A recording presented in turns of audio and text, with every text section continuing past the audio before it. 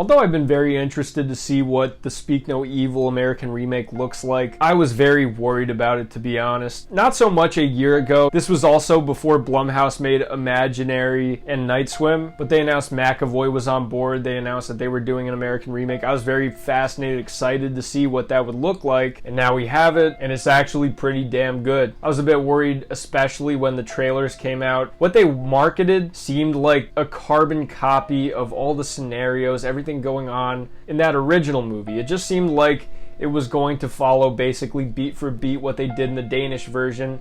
I've talked about that movie twice on this channel. I basically reviewed it twice. And I'm glad to say that this movie is actually a very damn good remake. And it differentiates itself a good amount from that Danish version in a multitude of ways. That's what I think is so fascinating about it. Although I don't think that it has some of those rough edges, the teeth, the things that make that original version really just sear into your brain, make you feel unsettled. I think that long-lasting impact of that original is a bit lost on this remake. I think that this does enough different things. It's good in a very different way. And what I gotta say first is my favorite part about this movie, and it's the thing that everybody's talking about, is James McAvoy. That guy is a beast. He's a great actor. Everybody loves him. I love him. I think he's amazing in everything he's in. And he just fucking kills it in this movie. I love how you just really see the character when you're watching him. See the gears turn in his head. You see kind of like the micro expressions, the things. He just gets everything down right.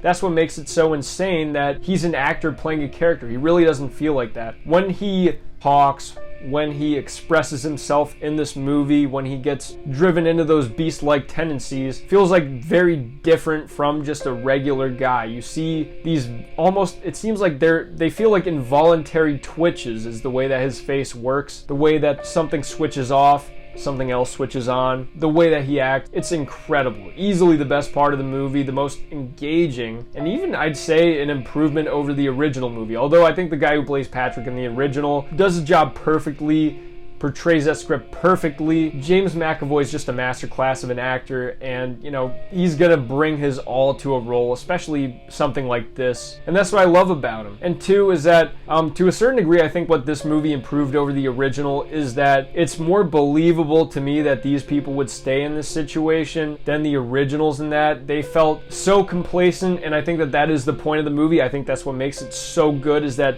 movie takes it to the extreme of the family's politeness, how much they're willing to accept. Hey, the movie's meant to make you feel extremely uncomfortable about how much they allow. This movie, they make it more believable. They have the wife on the protagonist side call things out more. James McAvoy especially, I think he's more friendly and welcome. I think that the family in the original are more unpleasant. It's less believable that they would want to stick around than with this one. They invent kind of new excuses that are more believable to make them stay around. So to a certain degree, I accept more why the family stuck around in this one rather than why they did in the original. Although I think the original is just a better movie overall for different reasons. I think that the reasons for that is that the original movie is just a lot more blunt. It's a hard edge. It hits you over the face. It's harsh. It's very unpleasant to watch at times. And I also think, without spoiling it, that kind of towards the end, there's certain aspects to it that just feel a lot more unfair than this movie, where the ending feels very much like the third act of a movie, rather than the other one where, you know, in a situation like this, and again, without spoiling it, I just think the original is a bit more realistic in how this plot unravels. Definitely for a version that's harder to watch, more harsh, but I think it works very much for it, makes it more memorable.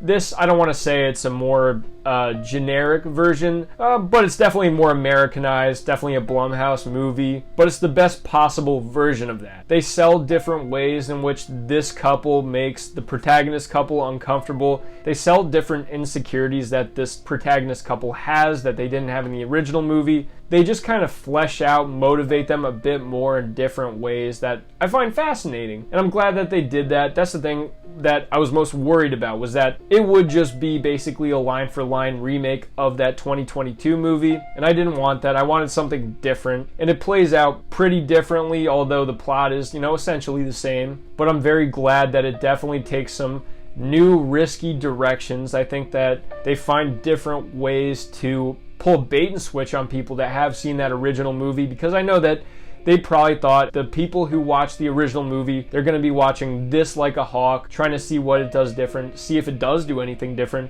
And I definitely think that it does do a lot of things differently. And I was a good bit surprised by some of the differences that they take. I really appreciate that about that, because in a different world, especially with the way that Blumhouse has been, with how complacent Blumhouse has been to make generic and shitty movies, I don't even know if I've liked a single Blumhouse movie this year. Probably the last one I liked was Five Nights at Freddy's, and that movie was pretty awesome. But the movies this year, they've just been the very traditional, typical corporate horror, and I kind of hate it. This still has the same issues that Blumhouse does, in that they spoiled the entire movie in marketing. I can't believe that strategy still. I'm still harkening on that because I think it's so stupid. I don't care what the data tells you, people will enjoy it more and give it more positive feedback in reality if you hide more things. But this is a damn good movie and a damn good remake. And I'm glad to see Blumhouse actually have a win, because I'm not inherently against Blumhouse. I've stood up for Blumhouse a number of times. I really like Blumhouse. Their efforts lately have just felt so lame, just kind of almost like a Disney MCU product, just very formulaic. Giving the same directors the same things and then expecting something different, I think, is madness. But as someone who really truly loves that original movie and finds it extremely impactful, I found this to be a very different experience for different reasons, and I really enjoyed it. So I will say I definitely highly recommend this remake. They just incorporate different aspects. They find different angles to which to tell these scenarios. I didn't think the American aspect would work about it, but since they find different ways to actually pull them back into the fray, it makes more sense. I know that part of the Danish culture is that they're so polite that they will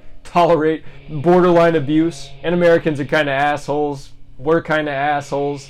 So I expected an American family to be more like that, but they kind of delve more into the psychology of the characters and give a reason why they would stick around. And it makes sense to me. I bought it. I'm just glad that this movie was translated well, retold in America in a way that was actually pretty compelling. And that's all you could really ask for. Let me know what you guys think in the comment section. Have you seen either the original or the Speak No Evil remake? I'd love to hear. I'm GM Light. Have a good one.